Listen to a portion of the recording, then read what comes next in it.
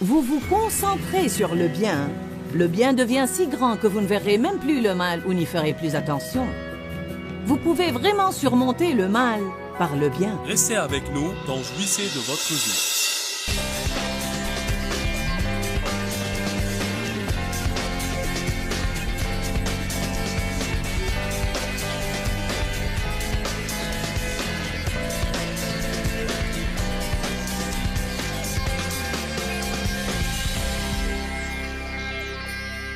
Nous pouvons avoir 50 occasions par semaine pour pardonner à quelqu'un. Amen. Alors il faut être capable de pardonner. Qui pense que nous devrions être capables de pardonner aux autres? Alléluia. Donc tout d'abord, je vais commencer par vous donner une définition du mot pardon. Il veut dire excuser une faute. Pardonner à quelqu'un. L'absoudre de payer. Quand quelqu'un vous fait du mal, n'ayez pas avec lui une attitude de « Eh bien, vous me devez quelque chose ». Vous me devez. Je parlais avec quelqu'un, on discutait d'un problème de mariage. Le couple essayait de trouver une solution. Il y avait un repentir d'un côté et il fallait du pardon de l'autre côté. Pourtant, à ce moment-là, un partenaire essayait de faire payer à l'autre son péché. Vous ne pouvez pas faire ça. Dieu seul peut vous soulager de la peine que quelqu'un d'autre vous a infligée. N'essayez pas d'encaisser de quelqu'un qui ne peut pas vous rembourser. M'entendez-vous aujourd'hui? Le pardon doit être complet. Il ne peut pas être partiel. Le dictionnaire grec Lavigne dit que pardonner veut dire renvoyer, pardonner une dette, annuler complètement. Une rémission du châtiment dû, accorder une faveur, libérer, relâcher ou lâcher prise. Et ça veut dire aussi laisser tomber ou oublier. J'aime ce que la Bible amplifiée dit. Elle dit « laisser tomber ». Je me rappelle quand Dave me le disait il y a bien des années parce que je rabâchais incessablement sur quelque chose. Je rabâchais et je rabâchais. Il me disait « peux-tu juste laisser tomber ?» et continuer. Il y a sûrement quelques personnes ici cet après-midi qui ont besoin de laisser tomber une chose. Vous devez l'enlever de votre bouche et l'effacer de votre tête et arrêter de menacer les autres avec. Vous devez prendre la décision d'arrêter d'y penser, de lâcher prise, de laisser tomber et de ne plus essayer de punir les autres. Parfois, nous essayons même de punir les autres en les excluant de nos vies. Nous sommes froids à leur égard. Si nous sommes obligés de traiter avec eux, du moins ça va être froid. La Bible nous met en garde contre une forteresse de charité froide. Satan veut construire une forteresse de charité froide. La Bible dit dans les derniers temps, c'est dans Matthieu 24, dans les derniers temps, la charité chez le grand nombre se refroidira. Nous devons faire attention à ça, très attention. Aussi dans Matthieu 12, 10, elle dit « Beaucoup de gens seront vexés dans les derniers temps ».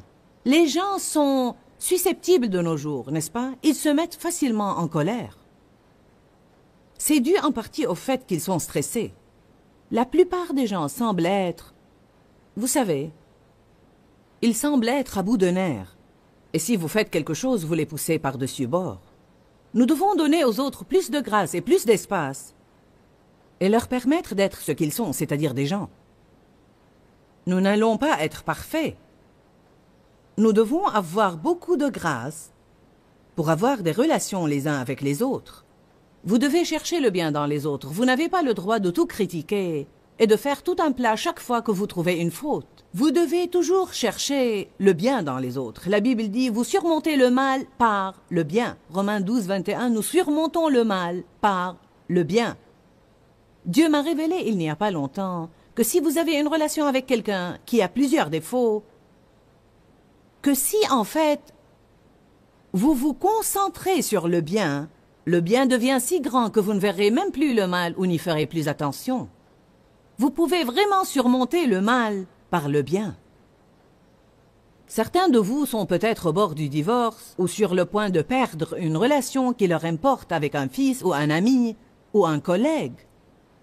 Je vous dis aujourd'hui que si vous prenez la décision de laisser tomber certaines choses, si vous décidez que quelle que soit la chose que cette personne fait et qui vous irrite, ça pourrait être une chose que vous devez décider de vivre avec.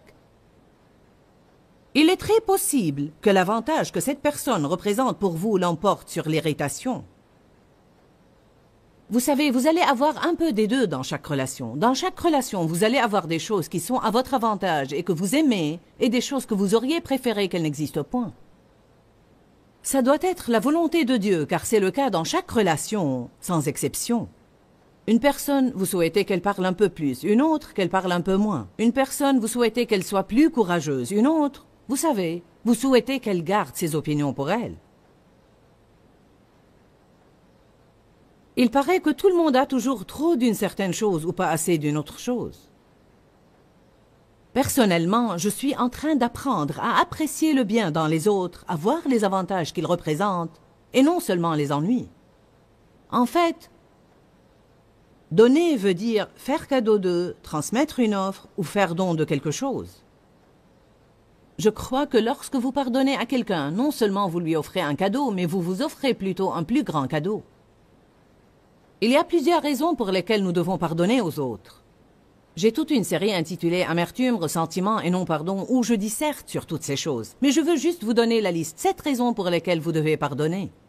Premièrement, simplement parce que Dieu le dit. Nous devons le faire simplement parce que Dieu le dit et simplement pour lui obéir, car nous honorons Dieu par l'obéissance. Je ne pardonne pas aux autres parce que j'en ai toujours envie, car la plupart du temps, je n'en ai point envie. Mais je le fais parce que j'aime le Seigneur. La Bible dit « L'amour de Jésus-Christ nous presse ». En d'autres termes, nous disciplinons nos émotions par amour pour Jésus. Si vous ne pouvez pas pardonner à quelqu'un par amour pour lui, vous pouvez le faire par amour pour Jésus.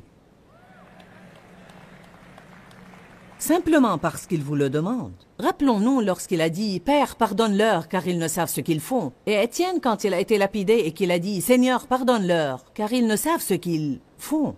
Rappelons-nous de Paul, quand tous l'ont abandonné lors de son premier procès et qu'il a dit « Je vais juste les laisser entre les mains de Dieu, je vais juste laisser tomber et laisser ça entre les mains de Dieu ». Dieu nous justifie et il va régler les choses dans notre vie parce qu'il est un Dieu de justice, mais il ne peut pas le faire si nous nous agrippons au non-pardon. Nous devons le lui donner pour qu'il puisse en faire quelque chose. Certains se demandent pourquoi Dieu n'a jamais établi la justice dans leur vie et lors d'une épreuve, mais vous ne lui avez jamais donné le problème. Deuxièmement, vous devez pardonner car votre foi n'agit pas si vous ne le faites pas. Allez à Marc 11. Peut-être connaissez-vous bien ces passages, mais ça m'est égal. Dieu m'a demandé de les prêcher, alors vous devez être secoué à cet égard. Il n'est pas dit que chaque message doit être une parole nouvelle, mais il doit être simplement une parole actuelle. Peut-être souffrez-vous de non-pardon et vous devez le surmonter, ou bien vous allez l'avoir dans un proche avenir et vous devez être capable de vous en occuper quand il vient. Savez-vous que ça fait vraiment peur de réfléchir qu'on ne sait jamais à quel moment on doit être prêt à pardonner à quelqu'un? Je veux dire que vous pouvez être là 1 minute avant et penser que tout est parfait. Vous vous retournez et quelqu'un vient vous vexer ou vous dire quelque chose ou vous faire quelque chose et vous vous trouvez ayant besoin de pardonner. En fait, j'ai personnellement décidé finalement, je ne veux pas avoir à faire des efforts tout le temps, avoir à me débattre à n'en plus finir pour essayer d'arriver là où je peux le faire. Alors j'ai finalement décidé, je veux être capable de pardonner. Je veux être la sorte de personne que vous devez vraiment pousser, je veux dire beaucoup, pour pouvoir l'énerver et la contrarier. Parce que je veux vivre dans la paix de Dieu. Je peux vous dire, Satan vous tend un piège pour vous contrarier. Et une des façons de le faire, c'est par les personnes exaspérantes.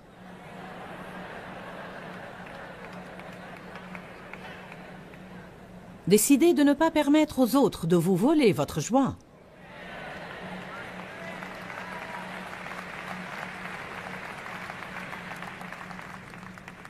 Marc 11, 22. Et Jésus prit la parole et leur dit, « Ayez foi en Dieu constamment. » Alors nous ne devons pas avoir foi et puis un peu de doute et puis un peu de foi et un peu plus de doute. Nous devons avoir foi en Dieu constamment.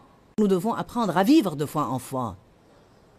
En vérité, je vous le dis, si quelqu'un dit à cette montagne, ôte-toi de là et jette-toi dans la mer, et s'il ne doute point en son cœur, mais croit que ce qu'il dit va arriver, il le verra s'accomplir. C'est une promesse redoutable. C'est pourquoi je vous dis, tout ce que vous demanderez en priant, croyez que vous l'avez reçu et vous le verrez s'accomplir. Verset 25, nous n'osons pas nous arrêter au verset 24. Vous ne devez pas vous arrêter là où vous voulez tout le temps. Vous devez vous assurer de lire les versets dans leur contexte pour bien comprendre tout ce que Dieu dit à ce sujet. En fait, la plupart des gens aiment sortir les versets 22, 23 et 24. Mais ces versets n'agissent pas dans notre vie à moins que nous vivions les versets 25 et 26. Et lorsque vous êtes debout faisant votre prière, si vous avez quelque chose contre quelqu'un, je pense que cela n'exclut rien. Si vous avez quelque chose contre quelqu'un, pardonnez-lui, laissez tomber, oubliez, lâchez prise, afin que votre Père qui est dans les cieux vous pardonne aussi vos défauts et vos faiblesses et les laisse tomber. Mais si vous ne pardonnez pas, votre Père céleste ne vous pardonnera pas non plus vos défauts et vos faiblesses. Quand il y a une chose quelconque qui me sépare de Dieu, alors ma foi ne va pas agir comme il faut parce que mon niveau de confiance n'est pas comme il faut. Alors il dit, votre foi ne va pas agir si vous avez des choses dans votre cœur qui bloquent votre relation avec moi. Si vous ne pardonnez pas aux autres, alors je ne peux pas vous pardonner. Vous savez, nous prions la prière du Seigneur. Notre Père qui est aux cieux, que ton nom soit sanctifié, que ton règne vienne, que ta volonté soit faite sur la terre comme au ciel. Donne-nous notre pain quotidien. Pardonne-nous nos offenses, comme nous pardonnons aussi à ceux qui nous ont offensés. Je me demande combien d'entre nous voudraient vraiment cela. Vous savez, nous devons penser à ce que nous disons dans la prière. On dit « Dieu, pardonne-moi de la façon avec laquelle je pardonne aux autres ». Eh bien, êtes-vous en train de pardonner aux autres d'une façon tellement généreuse que vous espérez que Dieu agisse de même avec vous? C'est ça. C'est de cette façon qu'il agit avec nous. En fait, il dit là, je peux seulement vous pardonner dans la même mesure où vous pardonnez aux autres. Vous voyez, Dieu nous pardonne, tout d'abord et avant tout. Mais d'un autre côté, il s'attend à ce que nous donnions tout ce qu'il nous donne. Et quand on le fait, il nous donne davantage. Si vous donnez la miséricorde, vous recevrez la miséricorde. Dieu nous donne au départ la miséricorde.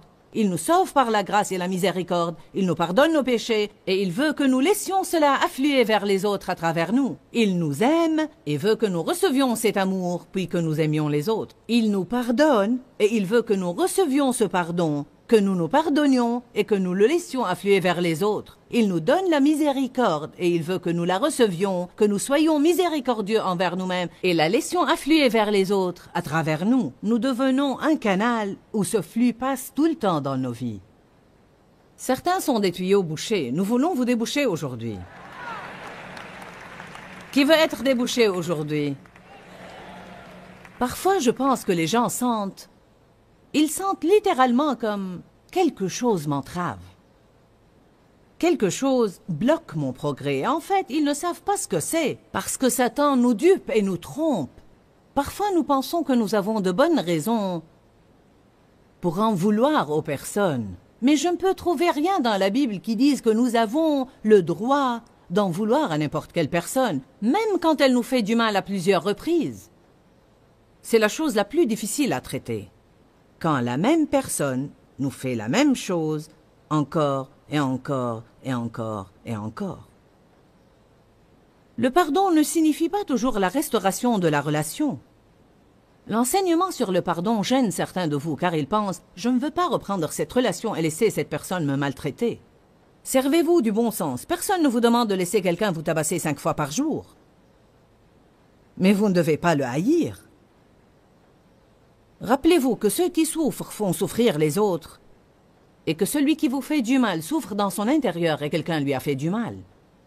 Peut-être qu'ils ne sont pas dans un état qui vous incite à avoir une relation étroite avec eux, mais vous ne devez pas les haïr, parce que si vous le faites, vous allez vous tourmenter. Troisièmement, le non-pardon est comme une crasse ou une saleté spirituelle sur l'homme intérieur. C'est comme de la boue que je prends pour m'enduire le corps avec et m'en couvrir partout. Vous allez me regarder et dire « Joyce a besoin de se laver ». Pourquoi voudrait-elle aller partout avec cette saleté? Dieu regarde nos esprits comme ça. Chaque offense, chaque non-pardon est comme une grosse tache de boue sur notre homme intérieur. C'est comme de la crasse spirituelle. Nous devons nous laver dans l'eau de la parole. Dites les uns aux autres, ne jouez pas dans la saleté. Quatrièmement, le non-pardon cause la torture dans votre vie. Il cause la dépression, le manque de joie, la lourdeur. Vous n'êtes pas heureux, quelque chose ne va pas, car votre esprit est empoisonné. Allez, ne vous torturez plus.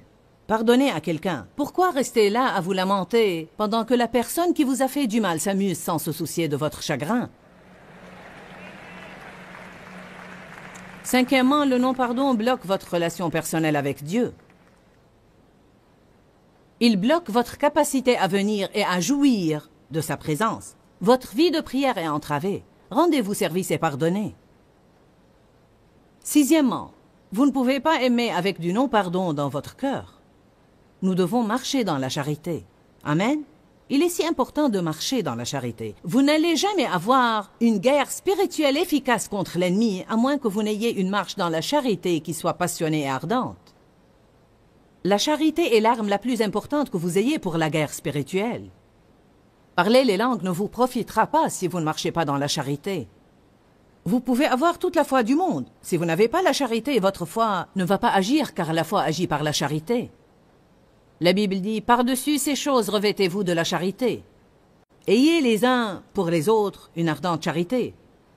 Donc il est de la première importance de faire la plus grande attention à notre marche dans la charité. La charité est plus importante que votre prospérité et votre guérison. La charité est plus importante que votre promotion et votre succès. Jésus nous a demandé de nous concentrer sur la charité. Si nous pensons aux choses importantes d'abord, cherchez premièrement le royaume et toutes ces choses vous seront données par-dessus.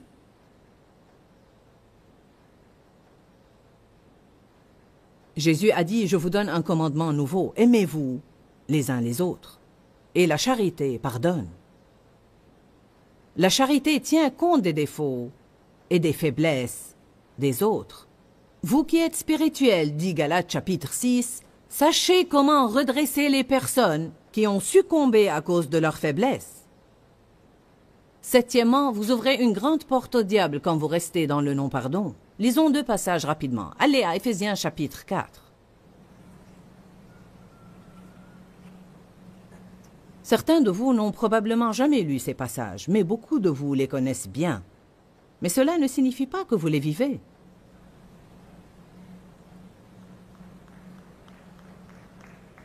Il est possible que vous soyez venu à l'église aujourd'hui avec quelqu'un avec qui vous êtes fâché.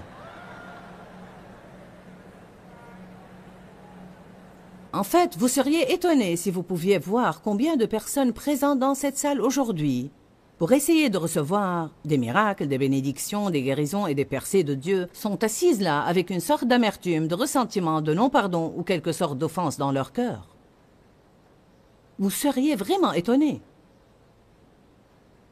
Mais ça va changer avant que vous ne quittiez aujourd'hui. Éphésiens 4, 26 dit, « Si vous vous mettez en colère, ne péchez point. » Donc, peut-être allez-vous penser, comment pourrais-je me mettre en colère et ne point pécher? La colère n'est pas un péché par elle-même. L'émotion de la colère nous fait savoir que nous avons été maltraités, à moins qu'elle ne soit déséquilibrée. Certains se mettent en colère pour des riens. Ce n'est pas nécessairement faux de se mettre en colère, mais c'est faux de rester en colère. La Bible dit, vous devez y mettre une fin, vous devez résoudre le problème et ne pas rester furieux. Je veux vous dire une chose, vous pouvez être fâché contre les autres et ne pas savoir que vous l'êtes. C'est pourquoi vous devez apprendre à examiner vos sentiments quand certaines personnes sont à proximité et comment vous les traitez et comment vous parlez d'eux quand les autres les mentionnent. Car si quelqu'un mentionne telle sœur devant vous et dit « Savez-vous que telle sœur a eu, vous savez, une promotion au travail? N'est-ce pas formidable ?» Vous trouvez cette chose aigre à l'intérieur de vous et vous dites « Si vous saviez ce que je sais, vous ne penseriez pas que c'est aussi formidable. »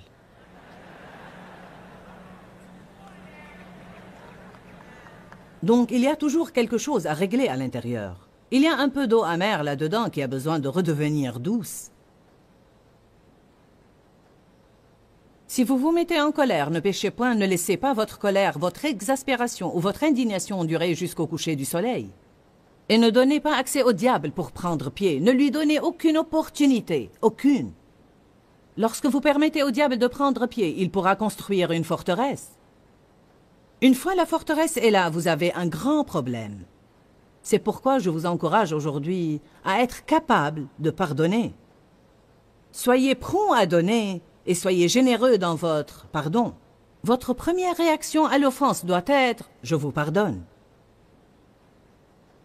J'ai appris cela même dans la circulation. Si quelqu'un prend la place de stationnement que j'attendais, je dis simplement « je vous pardonne ». Amen. Ou bien si quelqu'un tempête contre vous sur l'autoroute lorsque vous faites une faute, je vous pardonne. Je ne vais pas laisser ces futilités m'empoisonner. 2 Corinthiens chapitre 2.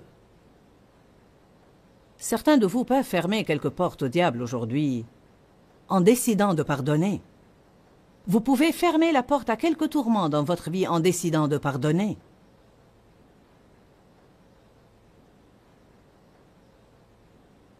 Dans 2 Corinthiens 2, verset 10, Paul dit « Or, à qui vous pardonnez, je pardonne aussi. Et ce que j'ai pardonné, si j'ai pardonné quelque chose, c'est à cause de vous, en présence de Jésus-Christ. » Verset 11. « Et je l'ai fait afin de ne pas laisser à Satan l'avantage sur nous, car nous n'ignorons pas ses desseins. » Que signifie ça? Il dit « Je sais comment Satan agit. » Nous n'avons pas à lutter contre la chair et le sang. Satan agit à travers les autres. Sa cible principale va à travers les autres. Il attaque votre esprit, c'est le champ de bataille, et il agit à travers les autres. Paul a dit, nous n'ignorons pas les desseins de Satan, alors nous n'allons pas le laisser les accomplir. Nous allons agir non pas comme il veut que nous agissions, mais nous allons réagir avec la puissance du Saint-Esprit, avec le pardon, la miséricorde, et nous allons laisser tomber. En fait, je ne sais même pas vraiment comment vous dire combien ce sujet de pardonner et d'oublier est important. Je veux dire que beaucoup de gens se gâchent la vie parce qu'ils gardent une amertume et un ressentiment envers quelqu'un ou qu'ils ont des offenses accumulées dans leur cœur. Je veux vraiment vous dire que pardonner aux autres ainsi que vous pardonnez vous-même est la clé d'une vie plus heureuse et plus agréable. Vous allez être malheureux si vous ne pardonnez pas. Le non-pardon est vraiment comme de la crasse spirituelle sur notre esprit qui amène la torture de notre propre vie.